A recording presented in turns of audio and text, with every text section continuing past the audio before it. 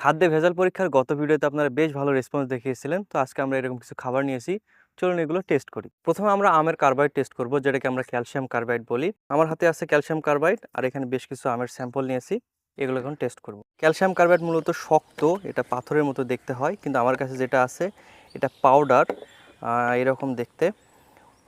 ব্যাস এতটুকুই যথেষ্ট। এটাতে পানি মিশালাম। যখন আমরা ক্যালসিয়াম কার্বাইডের সাথে পানি মিশাচ্ছি সেই সময়ে ক্যালসিয়াম হাইড্রক্সাইড একটা ক্ষার তৈরি হচ্ছে আর অ্যাসিটিলিন গ্যাস তৈরি হচ্ছে। অ্যাসিটিলিন গ্যাসটা প্রায় দ্রুত চলে যায়, তো যে কারণে এটাকে যদি আমরা সংরক্ষণ না করি তাহলে এটা উড়ে চলে যাবে। তো অ্যাসিটিলিন গ্যাসটাই ব্যবসায়ীরা আম পাকাতে ব্যবহার করে।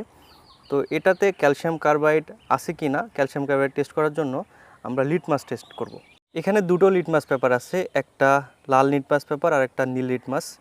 আমরা এখানে লাল লিটমাস পেপারটা ব্যবহার করব, কারণ এটা ক্ষার। লাল লিটমাস পেপার এখান থেকে একটা এভাবে ছিঁড়ে নিলাম, এটা দেখতে এরকম পাতার মতো। এটাকে এই ক্যালসিয়াম কার্বাইড সলিউশনে চুবানোর পরে ইনস্ট্যান্টলি এটা লাল থেকে নীল হয়ে গেল। এর অর্থ এটা ক্ষার, কারণ ক্ষার লাল লিটমাস পেপারকে নীল করে দেয়। তো এই পরীক্ষার জন্য আমরা এরকম 4টা ভিন্ন জায়গা থেকে আম সংগ্রহ করেছি। এগুলোতে যদি সেমভাবে লিটমাস পেপার ডুবানোর পরে নীল হয় তাহলে বুঝবো এগুলোকেও ক্যালসিয়াম কার্বাইড দিয়ে পাকানো হয়েছে। তো আমগুলোকে ফ্রিজে রাখার কারণে অলরেডি এগুলোর উপরে পানি জমতে শুরু করেছে। এখন আমরা সবগুলো আম ধুয়ে নেব এবং আলাদা আলাদা বিকারে বা কন্টেনারে সংগ্রহ করব। বিশেষ করে আমের গোড়াটা ভালো করে ধুয়ে নেব। যতদূর শুনেছি এখানেই নাকি তারা কিছু একটা মেশানোর চেষ্টা করে।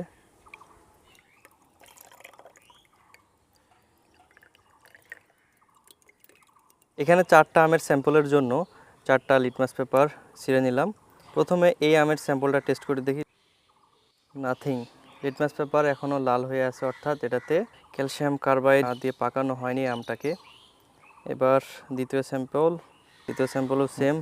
এরপর তৃতীয় স্যাম্পল, এটাতেও লাল লিটমাস পেপার লালই রয়ে গিয়েছে। সেমভাবে এটাতেও লিটমাস পেপার এখনও লাল রয়ে গিয়েছে। তো এই পর্যবেক্ষণের উপর ভিত্তি করে বলতে পারি এই আমগুলোতে ক্যালসিয়াম কার্বাইড নেই, অর্থাৎ এগুলোকে ক্যালসিয়াম কার্বাইড দিয়ে পাকানো হয়নি, ন্যাচারালি পাকানো হয়েছে এগুলোকে। অনেকের একটা ব্যাপারে অভিযোগ থাকে, ব্যবসায়ীরা দীর্ঘদিন ধরে খোলা রেখে মুড়ি বিক্রি করার পর মুড়ি কীভাবে মসমসে থাকে। আবার আমরা যখন বাসায় মুড়ি ভাজি সেই মুড়ি ময়লাটা দেখালেও বাজারে যখন মুড়ি কিনতে যাই সেই মুড়ি পরিষ্কার এবং চকচকে দেখা যায়। তো এটা কিভাবে করে? তো আমরা এখানে দুটো বিষয় ফাইন্ড আউট করতে পেরেছি। একটা হচ্ছে মুড়িকে মসমস রাখার জন্য কিছু ব্যবসায়ী এটাতে হাইড্রোজ মেশায়, যেটা একদমই ঠিক না, কারণ এই হাইড্রোজ আমাদের লিভার সহ কিডনিকে ক্ষতিগ্রস্ত করে ফেলে। এরপর মুড়িকে চকচকে এবং পরিষ্কার দেখানোর জন্য কিছু ব্যবসায়ী এটাতে ইউরিয়া মেশায়। ইউরিয়া মেশানো কিন্তু একেবারে ঠিক না। ইউরিয়া আমাদের মানুষের শরীরের জন্য না, ইউরিয়া হচ্ছে গাছকে দ্রুত বেড়ে ওঠার জন্য, গাছের জন্য মূলত এটা আর কি। তো এই দুটো বিষয় আমরা ফাইন্ড আউট করতে পেরেছি, যেগুলো আমরা পরীক্ষা করব। তো যে কারণে আমরা এখানে বেশ কিছু মুড়ি নিয়েছি, যেগুলো খোলা বাজার থেকে সংগ্রহ করেছি, 4টা ভিন্ন ভিন্ন দোকান থেকে। আরেকটা প্যাকেটজাত মুড়ি সংগ্রহ করেছি, যেটাতে ইন্ডিকেট করে দেওয়া আছে ইউরিয়া মুক্ত মুড়ি। সেই সাথে স্যাম্পল রেডি করে নেওয়ার জন্য এখানে হাইড্রোজেন নিয়েছি, এরপর ইউরিয়া নিয়েছি। চলুন টেস্ট করে দেখি এগুলোতে আমরা কী পাই। প্রথমে আমরা একটা ইউরিয়া স্যাম্পল রেডি করে নেব, নিয়ে দেখব যে অ্যাকচুয়ালি যদি কোনো জিনিসে ইউরিয়া থাকে তাহলে লিটমাস পেপার মানে লাল লিটমাস পেপার কেমন টেস্ট দেয়। কিছু পরিমাণ ইউরিয়া নিলাম। তো এখানে যে বিষয়টা গুরুত্বপূর্ণ সেটা হচ্ছে ইউরিয়া অনেকটা নিরপেক্ষ প্রকৃতির, যে কারণে লিটমাস পেপার পরীক্ষা দিবে না সরাসরি। আমাদের এখানে একটা সলিউশন রেডি করে নিতে হবে। এখানে কিছু পানি দিলাম। ইউরিয়াতে পানি মিশানো এটা মূলত একটা তাফারি বিক্রিয়া, অর্থাৎ এই পেটি ডিশে যদি আমি হাত দিই তাহলে ঠান্ডা অনুভব করতে পারতেছি। তো যে বিষয়টা আপনাদের দেখাতে চাচ্ছি সেটা হচ্ছে এটাতে লিটমাস পেপার চুবানোর পরও কোনো কালারের পরিবর্তন হবে না, কারণ ইউরিয়া নিরপেক্ষ। এই নিরপেক্ষ থেকে আমাদের ক্ষারীয় পর্যায়ে নিয়ে যেতে হবে। এই জন্য এটাতে কিছু আমরা এনজাইম যোগ করব। এনজাইম হিসেবে আমরা সয়াবিন নিয়েছি। এই সয়াবিনগুলোকে আমরা আগে থেকে পানিতে ভিজিয়ে নিয়েছি। এখন এগুলোকে টুকরো টুকরো করে নেব। নেওয়ার পর যখন আমরা ইউরিয়াতে মেশাবো তখন ইউরিয়া ভেঙে অ্যামোনিয়া গ্যাস তৈরি হবে, সেই সাথে কার্বন ডাইঅক্সাইড গ্যাস তৈরি হবে। তো এখানে যদি আমরা লিটমাস পেপারটা তখন দিই, তখন এই লিটমাস পেপার লাল থেকে নীল হবে। তো এই হচ্ছে সয়াবিন, এগুলোকে এখন টুকরো টুকরো করে নেব। তো এখান থেকে প্রায় হাফ চামচের কাছাকাছি সয়াবিন এই ইউরিয়াতে যোগ করলাম। দেন এটাকে ভালোভাবে মিক্স করব। এবার 5 মিনিটের মতো অপেক্ষা করি। তো প্রায় 5 মিনিট পর আমরা এটাতে এখন লিটমাস পেপার চুবিয়ে রাখবো এবং দেখব কোনো কালার পরিবর্তন আসে কি না। এটা হচ্ছে লাল লিটমাস পেপার, আর ইউরিয়া মেশানো সলিউশনে লিটমাস পেপার ভিজিয়ে রাখার পর দেখতে পাচ্ছেন এটা লাল থেকে নীলের দিকে চলে যাচ্ছে। তো চলুন এবার মুড়িতে ইউরিয়া পরীক্ষা করি। এখন আমরা 4টা ভিন্ন স্যাম্পল থেকে ভিন্ন ভিন্ন সলিউশন রেডি করে নেব। তো প্রথম স্যাম্পল থেকে এক মুঠো মুড়ি নিলাম।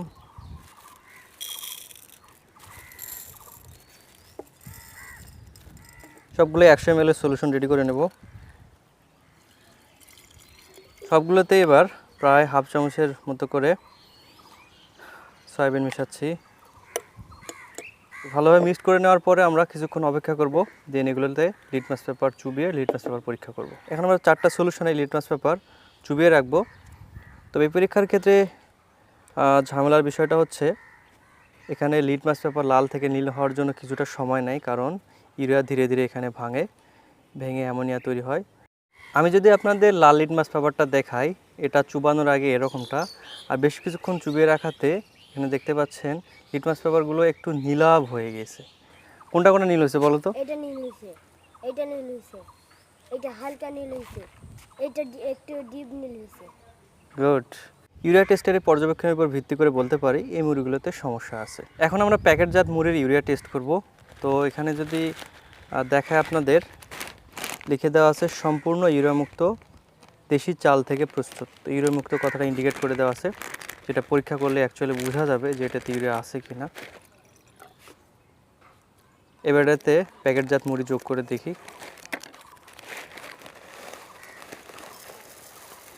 কিছুক্ষণ অপেক্ষা করার পর এটাতে লিটমাস পেপার এভাবে চুবিয়ে রাখলাম। লিটমাস পেপার এখানে বেশ কিছুক্ষণ চুবিয়ে রাখার পরও কালার পরিবর্তন হতে দেখতেছি না। সো এই প্যাকেটজাত মুড়িতে ইউরিয়া মেশানো নেই। এখন আমরা মুড়িতে হাইড্রোজ টেস্ট করব।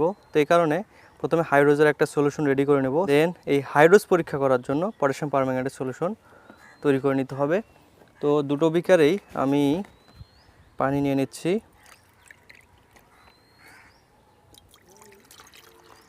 হাইড্রোজ মেশালাম সামান্য পরিমাণে। পটাশিয়াম পারম্যাঙ্গানেটের সলিউশন রেডি করে নিচ্ছি। আচ্ছা, তো এখন আমরা দেখব কোনো কিছুতে যদি হাইড্রোজ মেশানো থাকে তাহলে রিয়াকশনটা কেমন হয় এটা দেখি। হাইড্রোজে পটাশিয়াম পারম্যাঙ্গানেট মেশানোতে কালারটা সঙ্গে সঙ্গে ভ্যানিশ হচ্ছে। অর্থাৎ কোনো খাবারে যদি হাইড্রোজ মেশানো থাকে, আমরা পটাশিয়াম পারম্যাঙ্গানেট মেশানোতে সেই কালারটা ধীরে ধীরে কালারলেস হয়ে যাবে।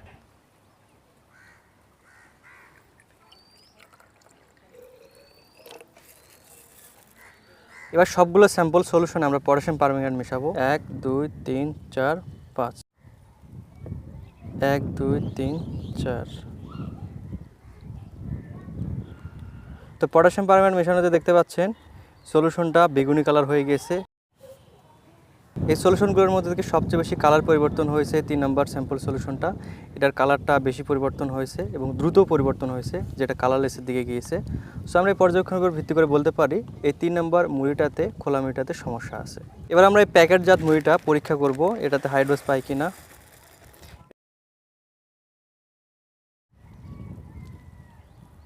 ও বেগুনি কালার, এই কালারটা ধীরে ধীরে কালারলেসের দিকে যায় কিনা এটা দেখার বিষয়। এখন আমরা কিছুক্ষণ অপেক্ষা করার পর দেখতে পাচ্ছি এই পটাশিয়াম পারম্যাঙ্গানেটের কালারটা প্রায় বেগুনি কালারই রয়ে গেছে। সো আমরা এই বিষয়ের ভিত্তি করে বলতে পারি এই প্যাকেটজাত মুড়িতে হাইড্রোজ মেশানো নেই। আমরা দুধের ঘনত্ব পরীক্ষা করার জন্য এই ল্যাক্টোমিটার ব্যবহার করি, কিন্তু কিছু ব্যবসায়ী আছে এই ল্যাক্টোমিটারকে ধোঁকা দেওয়ার জন্য দুধে স্টার্চ বা পাউডার জাতীয় কিছু মেশায়। তো আজকে আমরা এটাই দেখব, দুধের মধ্যে যদি পাউডার জাতীয় জিনিস বা স্টার্চ জাতীয় কিছু মিশায় তাহলে সেটা দেখতে কেমন হয়। তো এই কারণে আমি এখানে আয়োডিন সলিউশন ব্যবহার করব, আর সেই সাথে 3টা স্যাম্পল নিয়েছি বাজারে বিভিন্ন জায়গা থেকে।